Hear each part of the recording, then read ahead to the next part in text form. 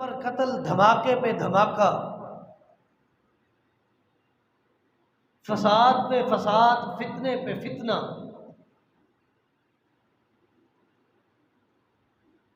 معاشرے کے لیے ایک امتحان بن چکا ہے۔ ظلم و بربریت عام ہے۔ ظلم سے وہ محفوظ ہے، بربریت سے وہ شخص محفوظ اور مامون ہے، تشدد سے وہ شخص بری ہے، یا جو صاحب منصب ہے یا صاحب ثروت ہے، وگرنہ عام مسلمان غریب شخص ظلم کی چکی میں پس رہا ہے کہ کوئی کسی پر اپنے منصب کا روب جھاڑ رہا ہے، کوئی کسی پر اپنے بینک بیلنس کے ذریعے اس کو دباؤ میں رکھے ہوئے ہے، کوئی کسی کو کسی ذریعے کے ذریعے فتنے میں مبتلا کر چکا ہے۔ ہر طرف بگاڑ ہی بگاڑ ہے، ظلم ہی ظلم ہے، فساد ہی فساد ہے۔ معاشرہ بگڑ چکا ہے۔ معاشرے کی جو راستے تھے، جو طریق تھے، وہ سنگین اور تاریک ہو چکے ہیں۔ ہر طرف اندھیرا ہے۔ اس اندھیرے سے، اس تاریک راستے سے اپنے آپ کو نکالنا ہے، راہ راست پر لانا ہے۔ اپنے معاشرے کی، جس میں ہم رہ رہے ہیں، اس کی اصلاح کرنی ہے۔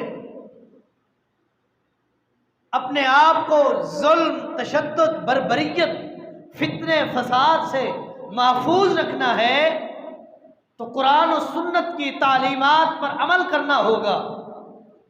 جو تعلیمات اللہ رب کائنات نے اس کلام مقدس میں دی ہے، یا امام الانبیاء، اکرم الانبیاء، اشرف الانبیاء جناب محمد الرسول اللہ صلی اللہ علیہ وسلم نے اپنی تعلیمات کے ذریعے معاشرے کی اصلاح کر کے مدینہ کی ریاست کا قیام کیا۔ خالی کھوکھلے دعوے اور نعرے مدینہ کی ریاست کے کسی کام کے نہیں ہے۔ مدینہ کی ریاست ایثار پر قائم ہے، مدینہ کی ریاست میثاق پر قائم ہے، مدینہ کی ریاست عدل پر قائم ہے، مدینہ کی ریاست انصاف پر قائم ہے، مدینہ کی ریاست ظلم سے پاک ہے، مدینہ کی ریاست بربریت سے پاک ہے، مدینہ کی ریاست فتنے سے پاک ہے، مدینہ کی ریاست فساد سے پاک ہے۔ جو ریاست، جو ملک، جو علاقہ فتنے کی لت میں، لپیٹ میں آ چکا ہو، فساد کی لپیٹ میں آ چکا ہو، ظلم کی چکی میں معاشرے والوں پر ظلم چلایا جا رہا ہو، معاشرے کو پیسا جا رہا ہو، وہ معاشرہ، وہ ملک، وہ ریاست اور اس کے والی امن کا دعویٰ نہیں کر سکتے۔ امن کا دعویٰ اس وقت ہوگا جب قرآن و سنت پر، رسول اللہ کی تعلیمات پر عمل ہوگا، امن بھی قائم ہوگا اور ہر قسم کا فتنے کا کلا کما بھی ہوگا، فساد کا خاتمہ بھی ہوگا اور امن اور شانتی، امن اور سکون عام ہوگا۔ پھر ظلم نہیں ہوگا، پھر بربریت نہیں ہوگی، پھر تشدد نہیں ہوگا۔ جب تعلیمات محمدی پر عمل ہوگا، تعلیمات مصطفیٰ پر عمل ہوگا، جب قرآن کی تعلیمات پر عمل ہوگا، جب قرآن کی تعلیمات کو سمجھا جائے گا، اس پر عمل کیا جائے گا، سمجھایا جائے گا، معاشرے کی اصلاح کی جائے گی، کسی کی سوچ کے ذریعے، کسی کی فہم کے ذریعے، کسی کی فراست کے ذریعے، کسی کے منطق کے ذریعے، کسی کی اعلیٰ سوچ کے ذریعے، کسی کی زیرت کے ذریعے معاشرے کی اصلاح نہیں ہو سکتی۔ معاشرے کی اصلاح دو چیزوں کے ذریعے ہو سکتی ہے، ایک اللہ کے قرآن کے ذریعے، ایک محمد الرسول اللہ صلی اللہ علیہ وسلم کے فرمان کے ذریعے۔ اور آپ نے مثالیں قائم کی، امن قائم کر کے، انصاف کر کے، عدل کر کے مدینہ کی ریاست میں میثاق کو اور ایثار کو پیدا کر کے، اس کے قیام کر کے محمد الرسول اللہ صلی اللہ علیہ وسلم نے مثالیں پیدا کی ہیں، بیان کی ہیں۔ ایسے تو نہیں نبی علیہ الصلوۃ والسلام نے فرمایا المسلم اخو المسلم، مسلمان مسلمان کا بھائی ہے، لا یظلمہ ولا یخذلہ ولا یعقرہ، مسلمان مسلمان کا بھائی ہے، مسلمان مسلمان پر ظلم نہیں کرتا، ہے مسلمان، دعویٰ مسلمانی کا، کام مسلمانوں والے نہیں، ظلم کر رہا ہے، بربریت کے بازار گرم ہے، خون ریزی عام ہے، قتل و غارت کا بازار گرم ہے، مسلمان نہیں ہے۔ مسلمان وہ ہے المسلم اخو المسلم لا یظلمہ، کسی پر ظلم نہیں کرتا، ولا یخذلہ، کسی کو اپنے دباؤ میں، پریشر میں، کسی کے اوپر دباؤ اور پریشر ڈال کر اپنی منمانی اور اپنی خواہشات کی پیروی کرنے پر زور نہیں دیتا، ولا یحقرہ، کسی مسلمان کو حقیر نہیں سمجھتا، مسلمان کو حقیر نہیں سمجھتا۔ یہاں تو ہر ایک اس کام میں ملوث ہے کہ دوسرے کو حقارت کی نظر سے دیکھتا ہے۔ مزدور ہے، جس کے انڈر کام کر رہا ہے، جس کے ماتحت کام کر رہا ہے، وہ افسر، وہ مالک جس نے مزدور کو مزدوری پر لگایا، اس کو حقارت کی نظر سے دیکھتا ہے، نہیں سمجھتا یہ مسلمان ہے، نہیں سمجھتا یہ انسان ہے، بلکہ اس نے یہی سمجھا ہے کہ میں نے اس کو جو دہاڑی دینی ہے، جو مزدوری دینی ہے، اس سے جتنا ہو سکے کام لے لیا جائے۔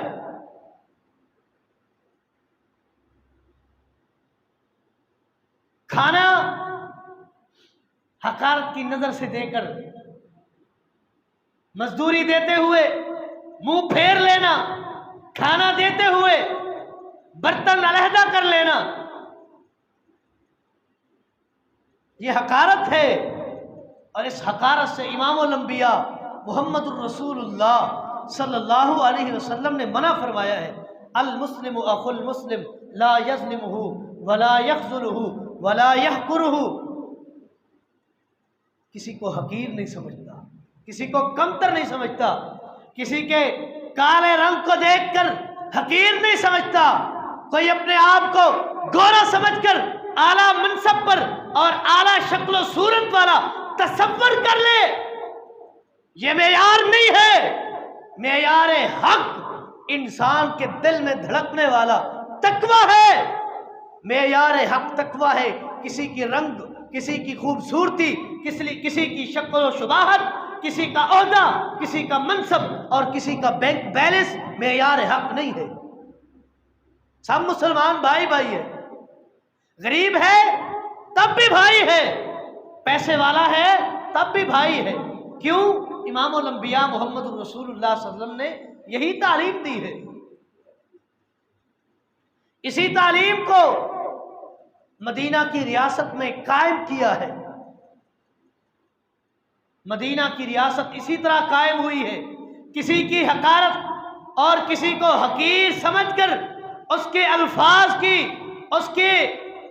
بول چال کی، اس کی چال ڈھال کی، اس کے چلنے کی، اس کے اٹھنے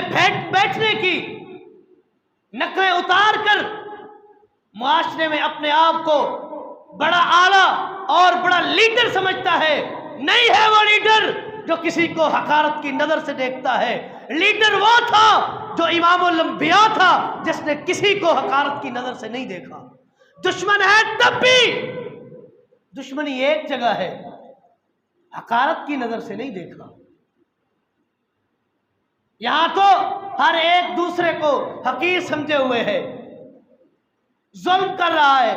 بربریت ہے، تشدد ہے، فساد ہے، فتنہ ہے، معاشرے کی بگاڑ ہے۔ معاشرے کی اصلاح چاہتے ہو مسلمان بننا پڑے گا۔ مسلمان کب بنیں گے؟ المسلم اخو المسلم لا یظلمہ ولا یخذلہ ولا یحقرہ،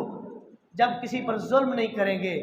کسی پر دباؤ ڈال کر اپنی منمانی کو پورا نہیں کروائیں گے، اور کسی کو جب تک حقیر نہیں سمجھیں گے مسلمان ہوں گے۔ ظلم کریں گے، نبی علیہ الصلوۃ والسلام نے فرمایا انصر اخاک ظالما او مظلوما، اے میرے صحابہ ظالم ہے تب بھی مدد کرو، مظلوم ہے تب بھی مدد کرو۔ صحابہ نے پوچھ لیا اے اللہ کے رسول مظلوم ہے، بات سمجھ میں آتی ہے کہ اس پر ظلم ہو رہا ہے، وہ ظلم کی چکی میں پس رہا ہے، اس کی مدد کی جائے، ظلم سے نجات دلوائی جائے، ظلم سے نکالا جائے، فتنے سے نکالا جائے، فساد سے باہر کیا جائے، بات سمجھ آتی ہے۔ ایک ظالم ہے ظلم پہ ظلم کر رہا ہے، جابر ہے جب اپنے جبر کے ذریعے لوگوں پر تشدد کر رہا ہے، اس کی مدد کیسے کریں؟ نبی علیہ الصلوۃ والسلام نے فرمایا تمنعہ عن الظلم، اس شخص کو ظلم سے منع کر دو، یہ ظلم سے منع کرنا اس ظالم کی مدد ہے۔ آپ اس کو روکیں گے، ٹوکیں گے، ہو سکتا ہے آپ کے روکنے کی وجہ سے وہ اپنے ظلم کو کم کر لے، یہ اس ظالم کی مدد ہے۔ وگرنہ امام الانبیاء جناب محمد رسول اللہ صلی اللہ علیہ وسلم نے فرمایا اتق دعوت المظلوم، مظلوم کی بد دعا سے بچ، مظلوم کی بد دعا سے بچ، فإنہ لیس بینہا وبین اللہ حجاب، اس بد دعا اور میرے رب کے درمیان کوئی پردہ نہیں ہے، ڈائریکٹ میرے رب کے پاس جاتی ہے۔ مظلوم کی بد دعا سے بچ، کسی کی آہ سے بچ، کسی کے اوپر ظلم کر رہا ہے اس کے ٹھنڈے سانس سے بچ، اس کی آہ سے بچ، آہ نکلی، بد دعا نکلی، اللہ نے قبول کر لینا ہے، پھر تیرے اوپر وہ وقت بھی آئے گا، تیرا وقت تبدیل ہو جائے گا، تیرے اوپر کوئی اور ظلم کرنے والے، تیرے اوپر کوئی اور جبر کرنے والے، کوئی اور تشدد کرنے والے آ جائیں گے۔ مظلوم کی بد دعا سے بچ۔ نبی علیہ الصلوۃ والسلام کا فرمان صحیح مسلم کے اندر آپ نے فرمایا ظلم تاریکی ہے، ظلم اندھیرا ہے،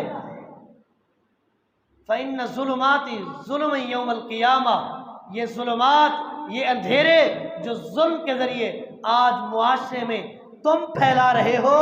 یہ وہ اندھیرے ہیں جو قیامت کے دن یہ اندھیرے تمہارے لیے گھاٹے کا، نقصان کا سبب بنیں گے۔ مظلوم کی آہ نکل جائے اللہ فوراً سن لیتا ہے، قبول کر لیتا ہے۔ صحیح بخاری کی روایت، اماں جی سیدہ عائشہ رضی اللہ تعالی عنہا، ان کے پاس ایک کالے رنگ کی، موٹے ہونٹوں والی، چھوٹے قد کی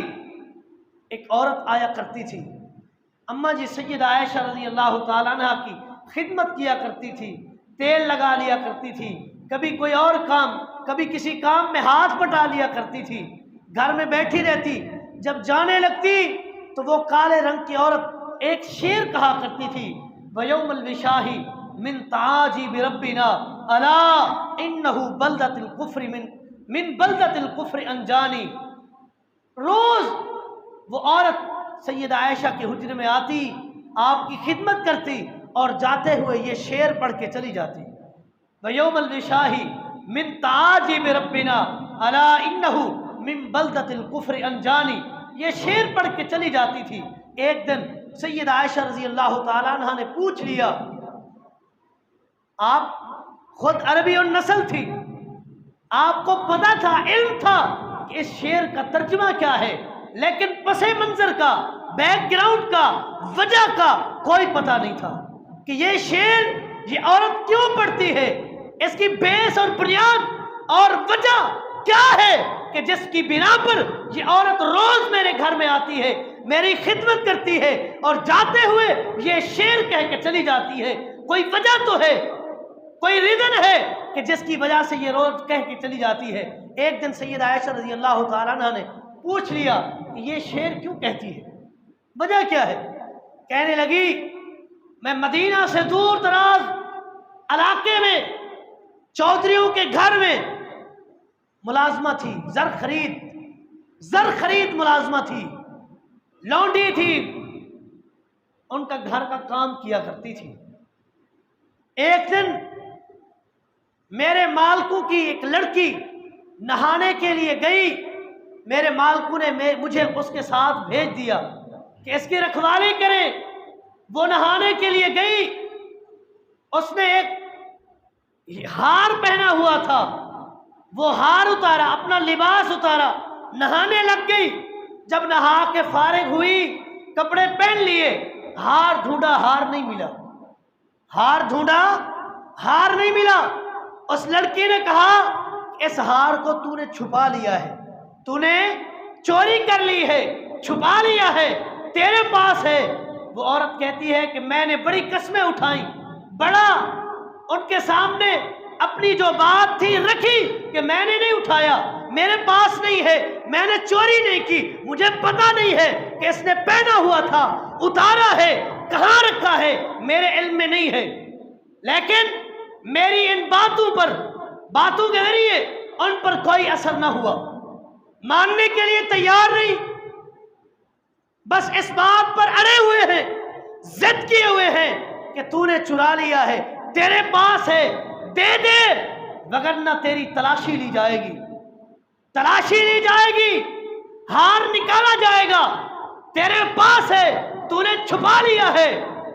بڑی منتیں کی، سماجتیں کی کہ میرے پاس نہیں ہے، میں نے اٹھایا نہیں ہے، میرے علم میں نہیں ہے، مجھے پتا نہیں ہے کہ اس نے پہنا تھا یا نہیں، اتارا ہے یا نہیں اتارا، رکھا کہاں ہے مجھے پتا نہیں ہے، میں نہیں جانتی، میرے پاس یہ ہار نہیں ہے۔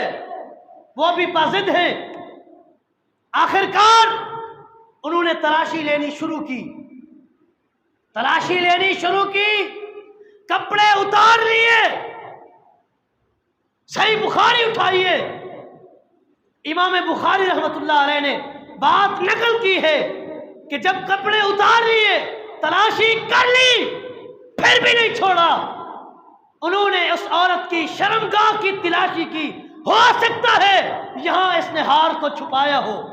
جب تلاشی کی نہیں ملا،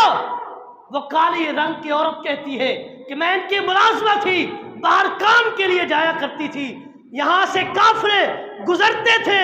میں نے ان کو دیکھا تھا کہ وہ ایک اللہ کو پکارتے تھے،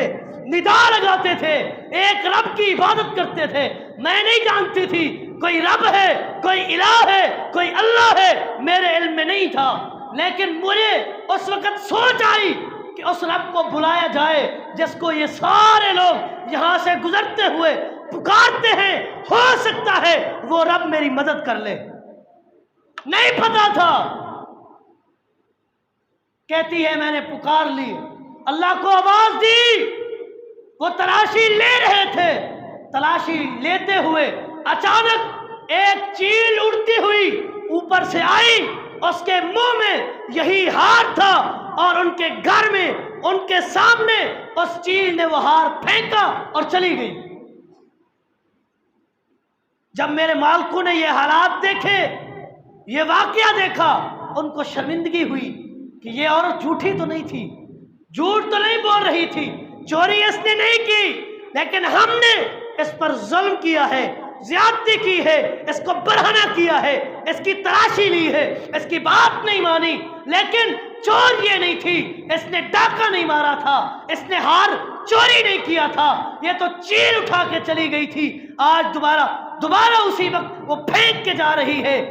ہم نے تو اس پر ظلم کیا ہے، اب کیا کیا جائے؟ انہوں نے فیصلہ کیا اس کو آزاد کر دیا جائے، اس کو جو ہم نے ظلم کیا ہے اس کے عوض اس کو آزاد کر دیا جائے، چھوڑ دیا جائے۔ وہ کالے رنگ کی عورت کہتی ہے انہوں نے مجھے آزاد کر دیا، میرے دل میں خیال آیا کہ جس رب کو میں نے پکارا تھا، جس کو میں جانتی تک نہیں تھی، اس رب نے میری مدد کی، میں ڈھونڈنا چاہتی ہوں، تلاش کرنا چاہتی ہوں کہ یہ جو لوگ اس رب کی عبادت کرتے ہیں رہتے کہاں ہیں، کہاں سے آتے ہیں، یہاں عبادت کرتے ہیں، سفر پر ہیں، پھر چلے جاتے ہیں۔ وہ عورت کہتی ہے میں نے وہ راستہ لیا جس راستے پر وہ اللہ کی عبادت کرنے والے اصحاب محمد صلی اللہ علیہ وسلم آیا کرتے تھے، میں نے وہ راستہ پکڑ لیا۔ چلتے چلتے اس عورت نے کہا کہ میں مدینہ میں پہنچی، مسجد نبوی میں آئی، امام الانبیاء جناب محمد الرسول اللہ صلی اللہ علیہ وسلم کے دست مبارک پر بیعت کی، اسلام قبول کیا۔ یہ وہی کالی عورت ہے جس کا خیمہ امام الانبیاء جناب محمد الرسول اللہ صلی اللہ علیہ وسلم نے مسجد نبوی میں لگایا تھا۔ رہائش نہیں تھی، گھر نہیں تھی، گھر نہیں تھا، رشتہ دار نہیں تھے، کوئی جاننے والا نہیں تھا، کوئی وارث نہیں تھا۔ امام الانبیاء محمد الرسول اللہ صلی اللہ علیہ وسلم نے رہائش کے لیے مسجد نبوی میں خیمہ لگا دیا، یہاں رہ لو۔ وہ عورت رہنے لگی، مسجد نبوی کی روزانہ صفائی بلا ناغہ صفائی کیا کرتی تھی۔ ایک دن آیا امام الانبیاء جناب محمد الرسول اللہ صلی اللہ علیہ وسلم، صبح اٹھے وہ عورت نظر نہیں آئی، وہ عورت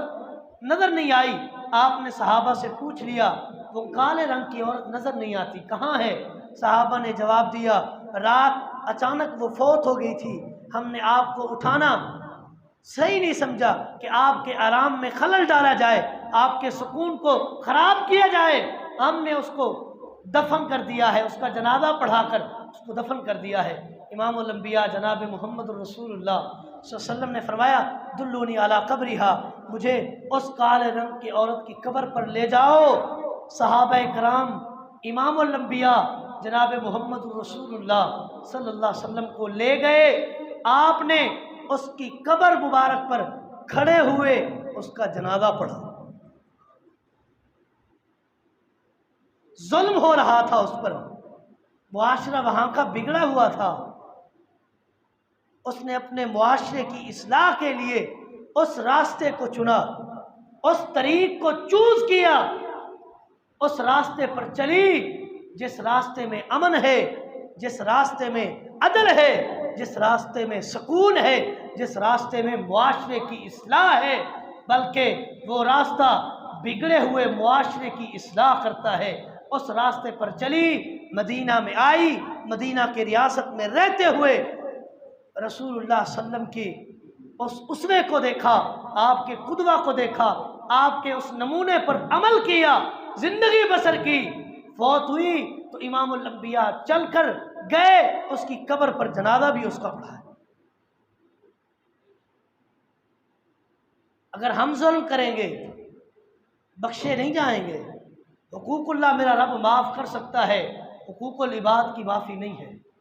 حقوق العباد کی معافی نہیں ہے۔ حقوق اللہ میرا رب چاہے بخش دے،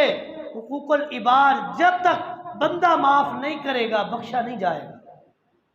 صحیح بخاری کی روایت صحیح مسلم کے اندر موجود، اپنی بات ختم کرتا ہوں۔ ایک دن نبی علیہ الصلوۃ والسلام نے صحابہ کرام سے سوال کر لیا مل مفلس، اے صحابہ کرام مفلس کس کو کہتے ہیں، غریب کس کو کہتے ہیں؟ صحابہ کرام نے جواب دیا المفلس فینا من لا درہم لہ ولا دینار لہ، اے اللہ کے رسول ہم مفلس اس کو مانتے ہیں، اس کو شمار کرتے ہیں نہ جس کے پاس درہم ہو نہ دینار ہو، جس کے پاس پیسے نہیں ہیں، بینک دولت نہیں ہے، روپیہ پیسہ نہیں ہے، وہ شخص مفلس ہے، وہ غریب ہے، وہ تنگ دست ہے۔ امام الانبیاء جناب محمد رسول اللہ صلی اللہ علیہ وسلم نے فرمایا نہیں، المفلس فینا، المفلس فینا، ہم میں سے مفلس وہ ہے جو کل قیامت کے دن یاتی یوم القیامہ صوم و صلاۃ و زکوٰۃ، نمازیں بھی پڑھتا ہو، روزے بھی رکھتا ہو، زکوٰۃ بھی دیتا ہو، صدقات بھی کرتا ہو، ویاتی قد شتم ھذا وقذف ھذا وضرب ھذا واکل مال ھذا، نمازوں کی پابندی کرتا ہو، پنجگانہ نماز ادا کرتا ہو، ماہ مبارک کی، ماہ رمضان کی قدر کر کے رمضان المبارک کی روزے رکھتا ہو اس کے، اور اسی طرح اگر زکوٰۃ فرض ہے فرضی زکوٰۃ دیتا ہو، اگر فرض نہیں تو صدقہ دیتا ہو، لیکن ان عبادتوں کے ساتھ ساتھ اس کے ہاتھ اور زبان سے دوسرا مسلمان محفوظ نہ ہو، کسی کو گالی دے دیتا ہو، کسی کو مار دیتا ہو، کسی پر بہتان تراشی کر لیتا ہو۔ نبی علیہ الصلوۃ والسلام نے فرمایا مفلس وہ ہے جو نمازیں پڑھ کے آئے، روزے رکھ کے آئے، زکوٰۃ و صدقات دے کر آئے، اللہ کی دربار میں آئے اور ادھر سے آنے والا آئے، اے اللہ اس نے مجھے گالی دی تھی، اس نے مجھے مارا تھا، اے اللہ اس نے میرے اوپر بہتان تراشی کی تھی، قیامت کے دن نیکیوں کو لے کر آئے، لیکن اس کے ساتھ ساتھ نیکیوں کے لینے والے اس کے خلاف اللہ کی دربار میں درخواست دائر کر دیں۔ نبی علیہ الصلوۃ والسلام نے فرمایا جب درخواست دائر کی جائے گی، نمازیں پڑھتا ہو، روزے رکھتا ہو، صدقات دیتا ہو، جب درخواست دائر ہوگی حقوق العباد کی، امام الانبیاء نے فرمایا فیوتی ھذا من حسناتہ ویوتی ھذا من حسناتہ ویوتی ھذا من حسناتہ۔ جب شکایت لگانے والے شکایت لگائیں گے اے اللہ اس نے دنیا میں مجھے گالی دی تھی، مجھے مارا تھا، میرے اوپر بہتان لگایا تھا، نبی علیہ الصلوۃ والسلام نے فرمایا اس کی عبادتوں کو، اس کی نیکیوں کو اللہ رب کائنات اٹھا کر ان کے کھاتے میں ڈال دے گا جن پر اس نے دنیا میں ظلم کیا ہوگا۔ کسی کو کوئی عبادت مل جائے گی، کسی کو کوئی عبادت مل جائے گی، کسی کو کوئی عبادت مل جائے گی، فَإِن فَنِيَتْ حَسَنَاتُهُ، امام الانبیاء نے فرمایا اگر اس کی نیکیاں ختم ہو جائیں گی، اگر اس کی نیکیاں ختم ہو جائیں گی، امام الانبیاء نے فرمایا ابھی لینے والے باقی ہوں گے تو ان لینے والوں کے گناہوں کو اٹھا کر اس کے کھاتے میں ڈال دیا جائے گا، فَطُرِحَتْ عَلَيْهِ فَطُرِحَ فِي النَّارِ، ان کے گناہوں کو، ان کی معصیتوں کو، ان کی نافرمانیوں کو اس نیکوکار کے کھاتے میں ڈال دیے جائیں گے جو نیکیاں بھی کرتا ہوگا، نمازیں بھی پڑھتا ہوگا، روزے بھی رکھتا ہوگا، صدقات بھی دیتا ہوگا اور ساتھ ساتھ اپنے مسلمان بھائی پر ظلم بھی کرتا ہوگا، اس ظالم کے کھاتے میں ڈال دیے جائیں گے، فَطُرِحَ فِي النَّارِ۔ امام الانبیاء نے فرمایا جب ان کے گناہوں کو اس کے کھاتے میں ڈال دیا جائے گا، ثُمَّ طُرِحَ فِي النَّارِ، پھر فرشتوں کو حکم ہوگا کہ اس ظالم کو اٹھا کر جہنم میں پھینک دو۔